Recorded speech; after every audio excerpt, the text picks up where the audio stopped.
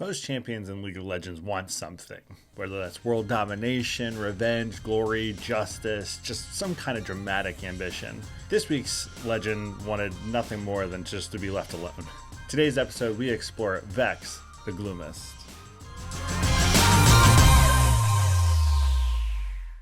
Welcome to Runeterra Tourist. I'm Patrick. I don't know anything about these people yet, so let's learn about them together. I'm wearing my black hoodie and black hat in solidarity of Vex here, and it's conveniently an awful day outside, so perfect for discussing Vex. When Vex was initially announced, I saw the card pool and thought this was somebody who was going to be pretty competitive. We've got a stun package in green and purple that might actually work, which seems weird, and an overall competitive deck build. Now, when Riot initially created Vex back in 2021, they wanted to make somebody who was relatable and rather than aspirational. I mean, in their own words, they literally said, League champs are usually designed to be aspirational, so what if we made a champion that's meant to be relatable, somebody who just doesn't give a damn? Their words, not mine. And it worked. She became an immediate cultural phenomenon. Her voice lines are some of the most quoted in League, and the Wednesday Addams comparisons are really good. Shout out Jenna Ortega. So the vibes are really there. Really stands out. It's almost like she was designed by the parents of emo or goth teenagers, or maybe they were goth in their teenage years themselves. Both very plausible. In League, she's a mid-lane control mage and is picked pretty consistently. Her kit's built entirely around Shadow, who she sends into locations to apply gloom, consumes those marks for bonus damage, and her ultimate launches Shadow to mark an enemy champion before pulling Vex in to burst kill. So does Riftbound's version capture what makes her so specifically her? Let's turn those smiles upside down and find out. Vex was born in Bandle City, the most relentlessly cheerful place in all of Runeterra. Bright colors, endless enthusiasm, Yordles finding joy in everything, pure suffocation for Vex, a terrifying nightmare. Her parents tried their best, but Vex could never find that Yordle spirit. And Vex ended up finding that her best friend ended up being her shadow because it was dark and didn't say anything. When the heroine came billowing through Bandle City, most of the Yordles fought it off, but not Vex. She was very intrigued by this and followed it to its source, which led her to the Shadow Isles, this vast, desolate place devoid of life and color, full of dead spirits, and Vex loved it. The combination of black mist and her Yordle magic gave Shadow this ghostly sentience. He was really more expressive than his host, not that that's really hard to do, but almost cheerful by comparison, and it transformed her benign Yordle magic into something that allowed her to cast gloomy, dark spells. While in the Shadow Isles, she met Viego, the Ruined King, and agreed to help him plunge the world into permanent darkness and gloom. And this amplified his control over the Black Mist. They were this great tandem, and things were going well in bringing darkness to Runeterra.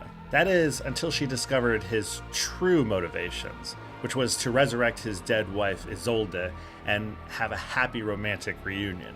And so Vex shuddered in disgust, just feeling the ultimate betrayal. And so the man that she trusted to kill the world's happiness was chasing happiness himself. How could he? She left Viego's side to go back to Bandle City and to tell her parents of all that she had done there, but also to bask in their disapproval of the monster that she had become. But when her parents told her that they would love her unconditionally, Vex just sighed and told her parents that they were the worst and then left once more.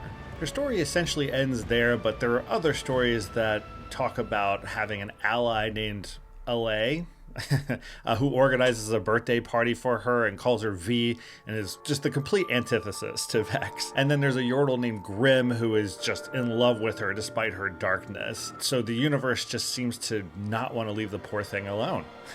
There's also her appearance in The Rise of the Sentinels, which, from what I've gathered, is not necessarily a fan favorite, so we'll keep this section brief. So this is where Vex was supposed to make her debut, but it got delayed, because Riot had stated that this was going to be this magnificent thing biggest lore event in history that was going to tie multiple champions together while introducing the new ones. And so Vex was originally planned on being a part of this release alongside the main event with Viego, but there was a slight hiccup in her original kit. You see, what she was originally going to do was be this portal placing, ability warping champion, but that was extremely complex for their game designers, so they had to rework everything and go back to the drawing board. They saw something in the ability with her shadow, but that also kind of messed up the design challenges there. I mean, everybody has a shadow, but how do you make hers actually manipulate the world? There were a lot of technical limitations, and Riot just could not get shadow to work, so her launch initially got delayed to September of 2021, much later than the actual story, probably to her benefit. But the idea of shadow being part of her ultimate is a pretty good pivot and pretty unique. But did they translate that well into the cards of Riftbound?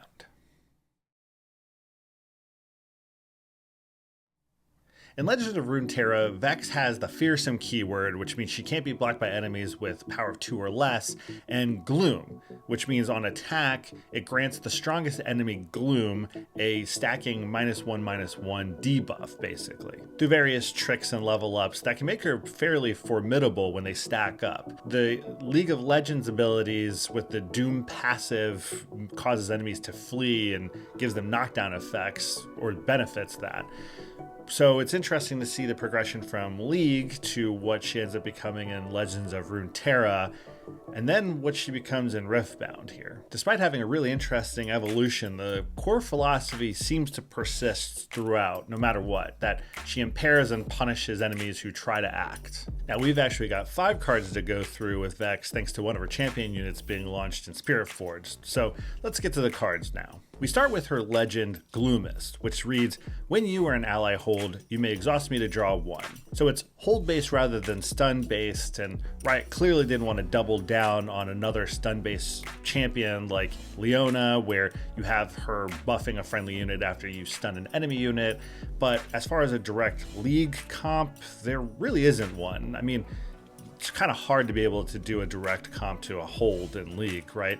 So this reads more as like a control champion, so giving her a draw ability based off of that, since cards are very powerful. It's interesting. It feels like it rewards more defensive play, or I guess proactive holding play. It's an interesting design. Her signature is actually a unit, not a spell, and this is Shadow, which is a 3 energy cost, 3 might unit, where if you play me to a battlefield, I enter ready, and it has the action where you pay 1 energy and 1 power and exhaust it to stun an enemy unit that is attacking there. In League, Shadow is part of her kit, right? And so having it as a separate unit is very, very obvious and the correct call. I mean, in League, Shadow is always with Vex, and so that's like a mechanism with which a lot of her abilities are channeled through. But here we can see a little bit more of that direct correlation to her League of Legends abilities, right? Where the stun mechanic is kind of mapping to Gloom in League, where it interrupts an opponent's dash abilities. And so gets the enemy marked and interrupted by Gloom. And so Riftbound's Shadow stuns attacking units. So it's the card's version of being able to punish aggression, so to speak, just in a slightly different mechanical form.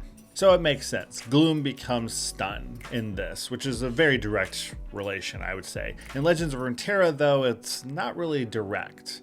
I mean, you've got Fearsome, so that gives you a +1 to your power for each time you've granted Gloom in the game, and Shadow grows stronger as you apply Gloom. So I guess in Riftbound they could have given it Assault, and they chose not to, which is interesting because I feel like giving it Assault, even though it also has the ability, would make it so that the player has to come up with a decision on how they want to utilize Shadow. Here it's pretty straightforward. The rare champion unit out of Calm is Vex Mocking, which is a 5 energy, 1 green power cost with a 5 might, and it has Shield, which gives you +1 might when it's a defender, and Tank, so it must be assigned combat damage first, and has the ability, when you stun an enemy unit at a battlefield, you may move me to that battlefield. So tank plus shield makes her absorb pressure as a defensive anchor. And so the move when stun ability maps directly to the League of Legends R ability Shadow Surge, which Shadow marks a target, Vex launches herself towards them, and so the Riftbound version makes it a little bit more open. It's anytime a unit is stunned, so it makes it a little easier to achieve rather than follow Shadow's disruption directly, which would have been a little bit more difficult. One of the best units to come out of this set is Vex's epic champion unit out of Chaos, Vex Apathetic. It's a 4 energy cost, 4 might unit with deflect, which means an opponent must pay 1 power to choose me with the spell or ability, and has the ability, when an opponent plays a unit while I'm at a battlefield, stun it, they can't move it this turn. So this is basically Gloom's Dash Interrupt in a card ability, right? I mean, it punishes enemies who dash near Vex and marks them for her next spell, and in this instance, it punishes opponents for playing units by immediately stunning them, which feels pretty close to the slowed mechanism in League.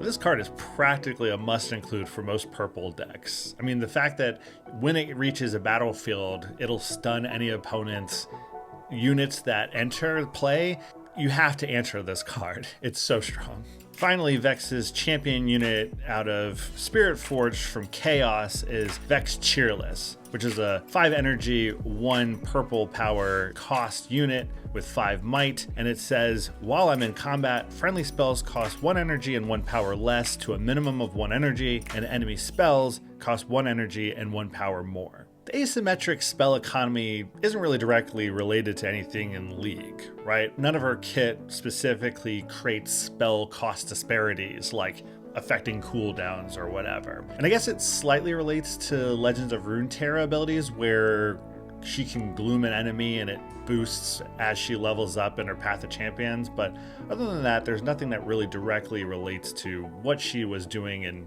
either of the other 2 games. So running Calm and Chaos, green and purple, Vex's game plan seems to be one of like mid-range control, where she establishes battlefield presence and then utilizes stun effects like deploying Shadow or playing back off, while Apathetic can punish opponents who try to build their board out. But from what I've seen so far, her main idea seems to be controlling both battlefields, not just one like some other legends will, and swatting away opponents' efforts to try to conquer either or, usually through the stun effects or controlling showdown battle maths like Overzealous Fan, yeeting incoming units, or like getting involved in the battles that you as the player of Vex wants to fight. Some of the builds I've seen take advantage of hidden cards, while others are a little bit more spell oriented, but the idea is generally to be proactive in defending, which is a little counterintuitive, but it makes a lot of sense if you compare it to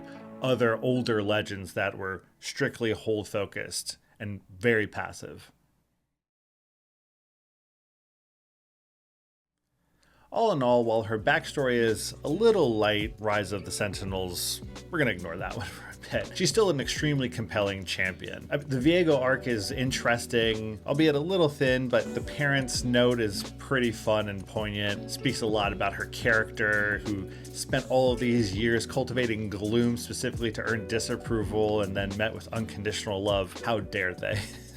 But her demeanor truly makes her stand out amidst a sea of all of these grandiose champions, and somebody who's completely relatable and totally drawn to this Vex character like so many others. And as for her cards, she's been showing up at a lot of RQs and tournaments lately and performing fairly well. I think the stun package is surprisingly effective, if not world-beating just yet, but the hold-based legend ability and strategy seems to be working pretty well so far.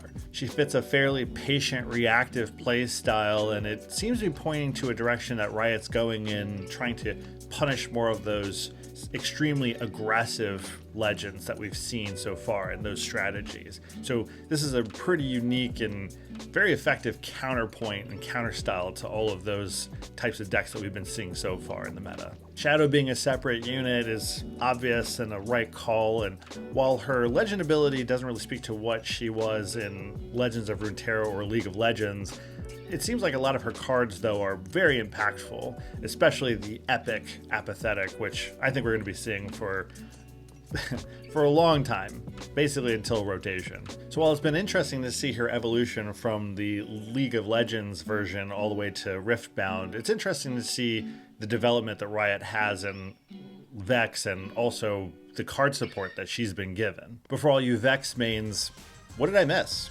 How did I do? How do you feel about her story or how she plays in League of Legends or Legends of Runeterra? Let me know in the comments below. I'm really eager to hear your thoughts on how Riot's done. New episodes drop weekly, so subscribe if that sounds like your thing, yada yada, hit the buttons and stuff. But until next time, thanks for watching.